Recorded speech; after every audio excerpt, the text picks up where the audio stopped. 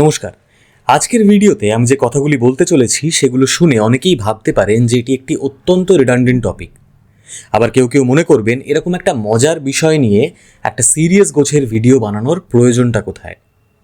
কিন্তু কি বলুন তো, মজা করতে করতে করতে করতে কখন সেই মজাটা একটা সামাজিক সমস্যা হয়ে দাঁড়াবে সেটা কিন্তু আমরা কেউই টের পাবো না। আমার কথাগুলো রিডান্ডেন্ট হতেই পারে, কিন্তু প্রবলেমটা যে এক্সিস্ট করে সেটা আমি বা আপনি কেউই কিন্তু অস্বীকার করতে পারি না। আসুন আজকের ভিডিওতে কথা বলা যাক আমাদের বর্তমান সময়ের ফুড ব্লগারদের ডেসপারেশন নিয়ে। এক প্লেটে 3টে পরোটা, আনলিমিটেড তরকারি, একটা সেদ্ধ ডিম, এক টুকরো আপেল পেঁয়াজ, একটা কাঁচা লঙ্কা, মাত্র 30 টাকা। বিশ্বাস করুন, আমার স্বীকার করতে কোনো দ্বিধা নেই যে food shows, food review videos, restaurant review videos, cooking shows দেখতে কিন্তু আমিও খুব পছন্দ করি। ইনফ্যাক্ট আজকের দিনেও বহু ইউটিউবে কন্টেন্ট ক্রিয়েটার রয়েছে যারা নিয়মিত ভালো রেস্টুরেন্ট খাবারের রিভিউ দিয়ে থাকেন।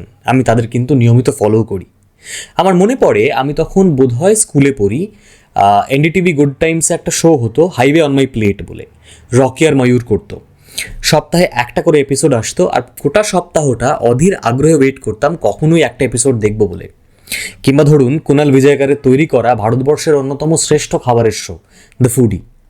কুনাল বিজয়কার, যার ইউটিউব চ্যানেলের নাম হলো খানে মে ক্যা হ্যায়। এই অনুষ্ঠানগুলোতে মূলত দেখানো হতো বিভিন্ন প্রদেশের খাবার, তাদের রন্ধন প্রণালী, শেফেদের প্যাশন, একটা রেস্টুরেন্টের অপারেটিং সিস্টেম, বহু জানা অজানা গল্পের কথা। কোথাও কিন্তু কোনো এপিসোড বা কোনো শোতে বিরিয়ানির হাঁড়ি খুলে তার ভেতরে হাত ঢুকিয়ে এত বড় একটা মাংসর পিস বার করে হাতের থাবায় নিয়ে নাচিয়ে নাচিয়ে দেখানো হয়নি সেটা কতটা তুলতুলে কিংবা কতটা নরম বা তাতে কতটা চর্বি রয়েছে। অথবা ওই হাঁড়ির ভেতরে একটা কৌটো থেকে গড়গড় করে ঘি ঢেলে দিয়ে সবাই চিৎকার করে দেখাচ্ছেন যে সেটা কতটা ভালো একটা বিরিয়ানি, আর চারিপাশে প্রচুর লোকজন ক্যামেরা নিয়ে মাইক্রোফোন নিয়ে দাঁড়িয়ে রয়েছে। আর এই গোটা ব্যাপারটা দেখে তাদের উত্তেজনাকে আর ধরে রাখা যাচ্ছে না। আর উত্তেজনা প্রকাশের বাংলা ভাষায় তো এখন একটাই শব্দ রয়েছে, জাস্ট অন্য লেভেল কিংবা সেই হয়েছে বা অসাম। এর বাইরে তো আমরা আর বেরোতে পারিনি। আপনি বর্তমানে যতই ফুড ব্লগিং দেখতে পছন্দ করেন কিংবা ধরুন এই রেস্টুরেন্ট রিভিউ ভিডিওস বা ফুড রিভিউ ভিডিওস দেখতে পছন্দ করেন, একটা কথা আপনাকেও মানতে হবে যে কিছু কিছু কন্টেন্ট ক্রিয়েটরদের জন্য এই গোটা ফুড ব্লগিং জনরাটা একটা অত্যন্ত বিরক্তিকর বিষয় হয়ে দাঁড়িয়েছে। আমি তাদের কথা বলছি না যারা আবর্জনা দেখতে পছন্দ করেন, আমি বলছি আপনার কথা যারা কিনা একটা ভালো কন্টেন্ট দেখেন, ভালো ভিডিও দেখেন, দেখতে পছন্দ করেন। অথবা সেই সমস্ত ইউটিউব কন্টেন্ট ক্রিয়েটরদের কথা বলছি যারা ভিডিও বানান শুধুমাত্র কিন্তু ভিউজ কিংবা লাইকসের জন্য নয়। হ্যাঁ, তার একটা অবশ্যই ব্যবসায়িক দিক রয়েছে, কিন্তু সেটাই পুরোটা নয়। তার একটা খাবারের গল্প তুলে ধরেন, অথবা একটা রাঁধুনির স্ট্রাগলের কথা তুলে ধরেন, অথবা একটা রেস্টুরেন্টের বড় হয়ে ওঠার কথা তুলে ধরেন, বা স্রেফ খাবারটা ভালো কিংবা খারাপ সেটাই বলেন। আমি তাদের কথা বলছি। ভিউজ কিংবা লাইকস তো তাদেরও হয়। ইনফ্যাক্ট তাদের ভিডিওতে লাইকসগুলো কিংবা ভিউজগুলো কিন্তু রেকারিং, চিপ থ্রিল নয়। আপনি যখন ফুড ব্লগিং দেখেন তার মানে আপনি নিশ্চয়ই মার্ক ওয়েন্সের ভিডিও দেখেছেন, বা ধরুন ট্রেভার জেমস বা ডেলি ফুড ওয়ার্কস।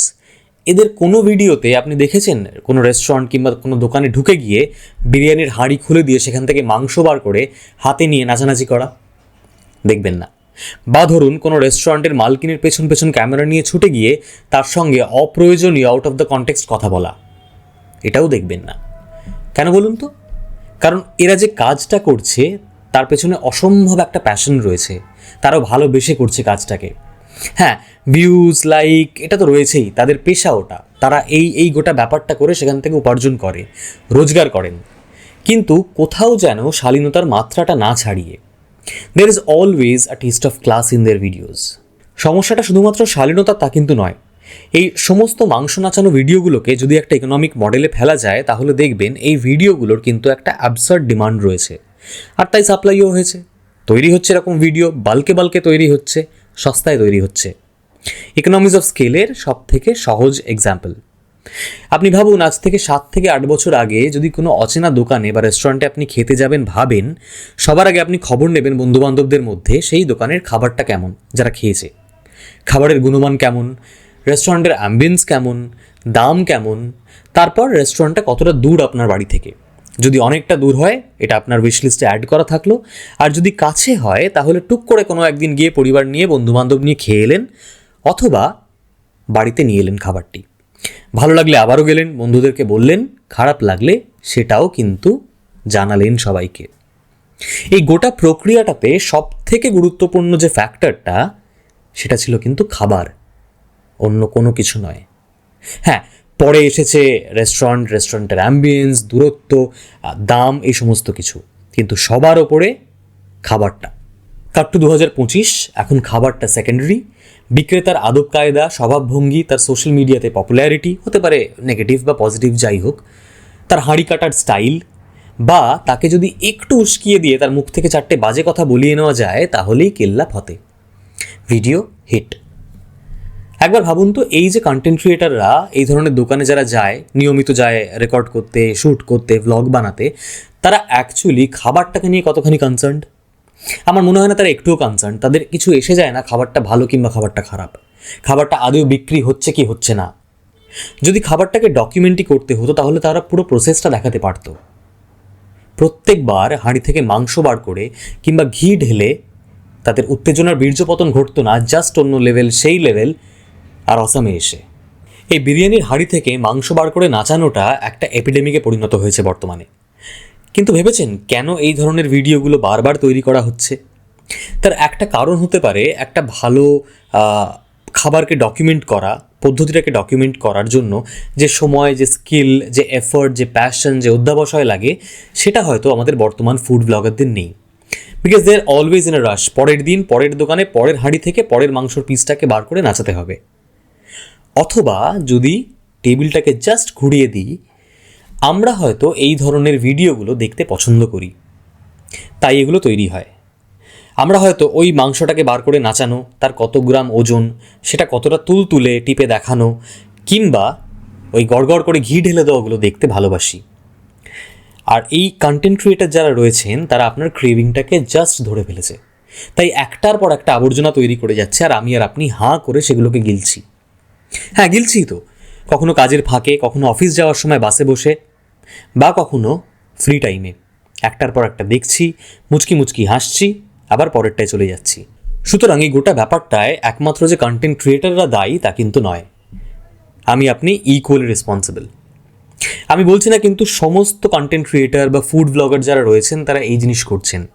বহু ফুড ব্লগার রয়েছেন, রিভিউয়ার রয়েছেন যারা নিয়মিত রেকর্ড করছেন, ভালো করে ভিডিও শ্যুট করছেন, আপলোড করছেন, আর তাদের ভিডিওগুলো কিন্তু অসামান্যভাবে পপুলার হচ্ছে, হিট হচ্ছে।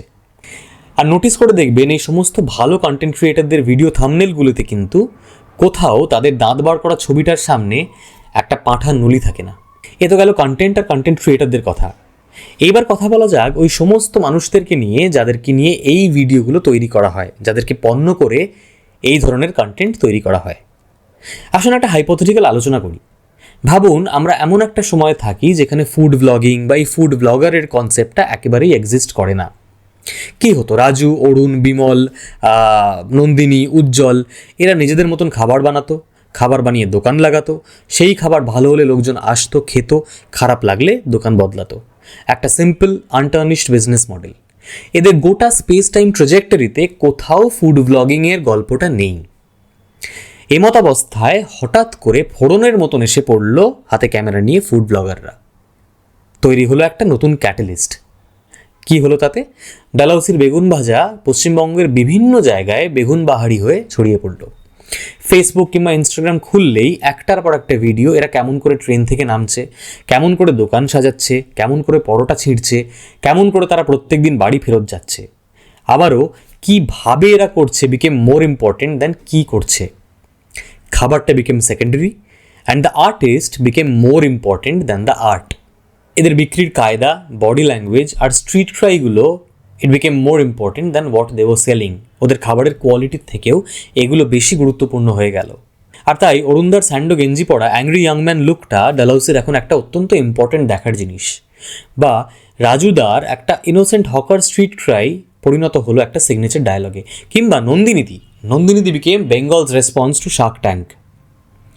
একটার পর একটা ভিডিও তৈরি হতে থাকলো, সকাল বিকেল দিন রাত ঝাঁকে ঝাঁকে ভিডিওগ্রাফার, ভ্লগার ফোন হাতে করে, ক্যামেরা হাতে করে এদের দোকানটাকে ঘিরে নিলেন।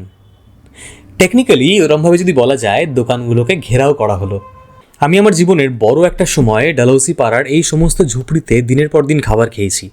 আর বিশ্বাস করুন, এদের মতন ভালো খাবার বহু বহু বড় এস্টাবলিশড রেস্টুরেন্টেও কিন্তু পাওয়া যায় না, একেবারে ফ্রেশ ফ্রম দ্য প্যান। কিন্তু কোশমিনকালেও আমি দেখিনি এই সমস্ত দোকানদারকে বা দোকানিদেরকে স্যান্ডোগেঞ্জিতে রোডের মাইক্রোফোন লাগিয়ে ব্লগারদের বা ভিডিওগ্রাফারদেরকে অ্যাটেন্ড করতে। আজও এই দোকানগুলোতে তারাই খায় মূলত যারা আগেও খেতে আসতো, আর যারা আসে না এখন তারা হয়তো মনে করেন যে খাবারটা শান্তির, ভিড়ভাট্টার মধ্যে খাওয়াটা জাস্ট হয় না। তবে এই মডেলটা কিন্তু অ্যাপারেন্টলি বেশ সাকসেসফুল। মনে করুন আপনি আর আপনার এক বন্ধু দুজনে মিলে ডিসাইড করলেন রোলের দোকান দেবেন দুটো পাশাপাশি। আপনার বন্ধু একটু ফেসবুক ইনস্টাগ্রাম করে মোটামুটি ট্রেন্ডটা বুঝে গেল, আর তাই সে এখন শুধু রোল বিক্রি করে না, রোল বিক্রি করতে করতে নানা রকম কদর্য অঙ্গভঙ্গি কিংবা ক্যারিকেচার করে তার কাস্টমারকে অ্যাট্রাক্ট করার জন্য।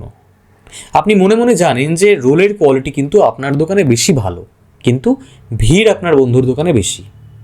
ওই যে the food is secondary, the artist is more important. সমস্ত লোক যারা এতদিন পর্যন্ত ওই অঙ্গভঙ্গি দেখে আপনার বন্ধুকে নিয়ে খোরাক করতো, তারাও কিন্তু বিকেল হলে টুক করে একবার আপনার বন্ধুর দোকান ঘুরে আসে দেখার জন্য যে সে আজকে নতুন কি করছে, আজকে নতুন কোন বাজে কথাটা বলছে। প্রাইমা ফেসি মনে হবে যে আপনার বন্ধুর দোকানে ভিড় বেশি, কাস্টমার অনেক বেশি, কিন্তু তাই কি সত্যি হচ্ছে? এমন অবস্থায় আবির্ভাব ঘটল ফুড ব্লগারদের বা ফুড এনথুজিয়াস্টদের। ছেঁকে ধরলো তারা আপনার বন্ধুকে, তার অঙ্গভঙ্গি, তার ক্যারিকেচার এখন গোটা পশ্চিম বাংলায় ফেমাস হয়ে গেল। আপনার বন্ধুও স্যান্ডোগেঞ্জিতে রোডের মাইক্রোফোন লাগিয়ে সকাল বিকেল কোনো না কোনো ফুড ব্লগারের সঙ্গে কথা বলা শুরু করলো। আপনি দেখলেন আপনার বন্ধু রাতারাতি ইন্টারনেট সেন্সেশন হয়ে উঠল। তাকে বিভিন্ন জায়গায় ডেকে নিয়ে যাওয়া হচ্ছে ফিতে কাটার জন্য, তাকে স্টেজে তোলা হচ্ছে, তাকে রিকোয়েস্ট করা হচ্ছে তার কদর্য অঙ্গভঙ্গিটা আরেকবার করে দেখানোর জন্য, কিংবা তার সিগনেচার ডায়লগটা আরেকবার বলার জন্য। আপনি কিন্তু মনে মনে জানেন আপনার বন্ধুর রোলের কোয়ালিটিও ইমপ্রুভ করেনি বা তার বিক্রিও বাড়েনি। যেটা বেড়েছে সেটা হলো সস্তার পাবলিসিটি আর স্টান্টবাজি। কিন্তু এই সব দেখে আপনিও আর নিজেকে ধরে রাখতে পারলেন না। কি করে পারবেন? আর তাই স্যান্ডোগেঞ্জি পরে আপনিও বিমল রোল সেন্টার থেকে হয়ে গেলেন ডিজে বিমল, আর আপনিও পরিণত হলেন একজন ভাইরাসে, ভাইরাল সেন্সেশনে বা ভাইরাল ভিডিওতে। একবার ভেবে দেখুন আমাদের সমাজটা কোন দিকে এগোচ্ছে। একটা গোটা স্ট্রেটা তৈরি হচ্ছে শুধুমাত্র ফলস অ্যাডভার্টাইজমেন্ট আর চিপ পাবলিসিটির ওপরে ভরসা করে। আমি কিন্তু একবারের জন্য এই অরুণ, উজ্জ্বল, নন্দিনী, বাচ্চা, রাজু এদেরকে দোষারোপ করছি না। এদের কাছে হঠাৎই পেয়ে যাওয়া ফেম বলুন, মার্কেটিং বলুন, অ্যাডভার্টাইজমেন্ট বলুন, এই গোটা ব্যাপারটা অত্যন্ত ওভারওয়েলমিং। এরা কিন্তু জানে না কি হচ্ছে, কীভাবে হচ্ছে। এরা অজান্তেই এই সোশ্যাল মিডিয়ার একটা চক্রব্যূহের ইন্ট্রেন্সিক পার্ট হয়ে গেছে। এদের পক্ষে জাজ করা সম্ভব নয় কোনটা ভালো কোনটা খারাপ, কারণ এই entire concept of social media and going viral is extremely complex. সেটা আমার মতন, আপনার মতন বা অরুণ, উজ্জ্বল, বাচ্চাদের মতন ছেলে মেয়েদের পক্ষে ইভ্যালুয়েট করাটা খুবই ডিফিকাল্ট। বিশ্বের তাবড়ো তাবড়ো সায়েন্টিস্টরা প্রত্যেক দিন রিসার্চ করে চলেছে কেমন করে এই গোটা অ্যালগরিদমটা কাজ করে, যেখান থেকে কেউ ফেমাস হয়, কেউ পপুলার হয় কিংবা কেউ হয় না। সুতরাং অরুণ, উজ্জ্বল, বাচ্চা বা আমরা যেটাকে ইভ্যালুয়েট করে সঠিক সিদ্ধান্ত নিতে পারবো তা কিন্তু নয়। কিন্তু একবার ভেবে দেখুন এই ধরনের কন্টেন্ট যারা তৈরি করছে কি অসামান্য ক্ষতি তারা করছে এই সমস্ত দোকানিদের। মনে আছে তো আমরা কদিন আগে খুব মাতামাতি করেছিলাম ভুবন বাদ্যকারকে নিয়ে, যাকে আমরা নাম দিয়েছিলাম বাদাম কাকু, কিংবা রানু মণ্ডল, কিংবা ধিংচাক পূজা। তারা কোথায় আজকে? আপনি খবর রেখেছেন? আমিও রাখিনি। আর বিশ্বাস করুন এই যারা এদেরকে ভাইরাল বানিয়েছিল, সেন্সেশন তৈরি করেছিল, তারাও কিন্তু ওদের খবর আর কেউ রাখে না। আপনারও কিছু এসে যায় না, আমারও কিছু এসে যায় না, আর এই কন্টেন্ট ক্রিয়েটারদেরও কিছু এসে যায় না।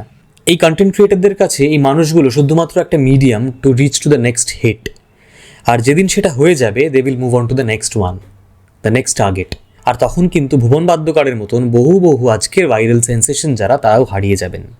So it's a matter of time যে অরুণ, উজ্জ্বল, বাচ্চা, Nandini, Raju, they will also get lost in transition.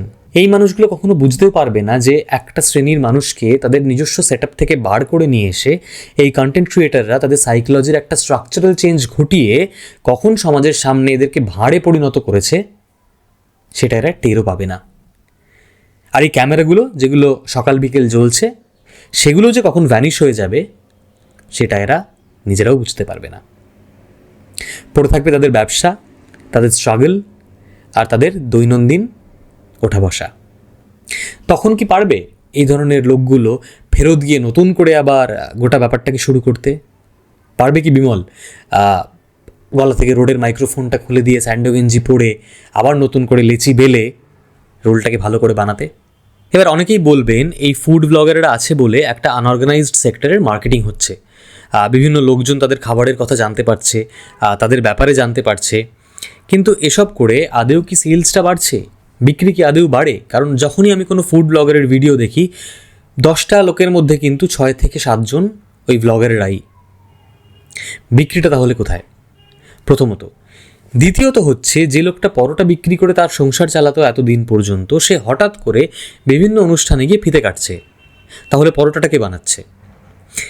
এমন নয় যে তাকে সারা জীবন পরোটা বানাতে হবে।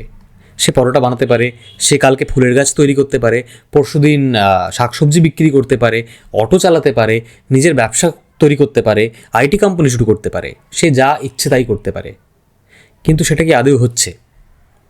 এই ফুড ব্লগারেরা বলেন যে তারা ভিডিও রেকর্ড করে বলে এই ধরনের আনঅর্গানাইজড সেক্টরের ফ্রিতে মার্কেটিং হয়ে যায়।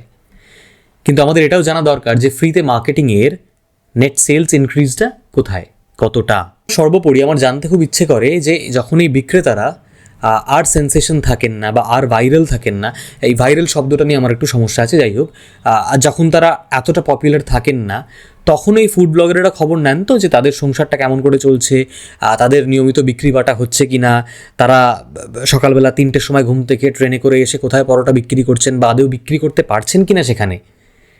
বিভিন্ন লোককে তো বিভিন্ন জায়গা থেকে তুলে দেওয়া হচ্ছে ফুড ব্লগারদের অত্যাচারের জন্য, সেই খবরটা কি রাখে? আপনি নিজেই বলুন না, এই ভিডিওগুলো স্ক্রোল করে দেখা ছাড়া বা ফাঁকা সময় দেখে উপভোগ করা ছাড়া আপনি নিজে কতবার ওই ধরনের দোকানগুলোতে গিয়ে খেয়েছেন বা আপনার বন্ধুদেরকে খেতে বলেছেন? উত্তর নেই তো, আমার কাছেও নেই। সত্যি কথা বলতে আমরা নিজেরাও জানি না এগুলো আমরা কেন দেখছি। একটার পর একটা আসছে, আমরা দেখছি। মানে আমাদের সচেতনভাবে সিদ্ধান্ত নেওয়ার ক্ষমতাটা কি এতটাই কমে গেছে যে আমাদেরকে যা ছুঁড়ে দেওয়া হচ্ছে মুখের ওপরে আমরা সেটাই গিলে নিচ্ছি? একবার কনসিয়াসলি ভেবে দেখুন তো, যে ধরনের ভিডিও তৈরি হচ্ছে ফুড ব্লগিংয়ের নাম করে, সেগুলো তৈরি হওয়ার কি কোনো প্রয়োজন রয়েছে? আমাদের দেখার কি কোনো প্রয়োজন রয়েছে? আজকের দিনে বহু শোজ হচ্ছে, বহু ভ্লগ তৈরি হচ্ছে, বহু ভিডিও তৈরি হচ্ছে খাবার নিয়ে, যেগুলোতেও কিন্তু বিভিন্ন ফুড ব্লগারেরা যাচ্ছেন, খাবারের রিভিউ করছেন, রেস্তোরাঁ রিভিউ করছেন, ওই রাঁধুনিকে কিংবা দোকানিকে ভাঁড় প্রমাণিত না করে বা তাদেরকে আননেসেসারিলি তাদের জায়গাটা থেকে বার না করে নিয়ে এসে। আর তাতেই একজন কন্টেন্ট ক্রিয়েটার হিসেবে তাদের সার্থকতা, একজন ভিউয়ার হিসেবে আমাদের রেসপন্সিবিলিটি যে এই রকম ধরনের কন্টেন্টকে আরও পপুলারাইজ করা, আরও উৎসাহ দেওয়া, যাতে মাংস নাচানো কম আর বিরিয়ানির ইতিহাসটা আরও ভালো করে জানা যায়।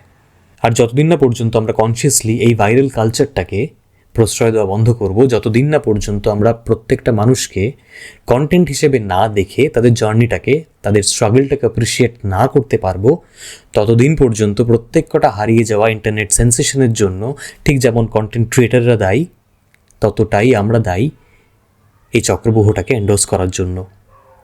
ভেবে দেখবেন। নমস্কার।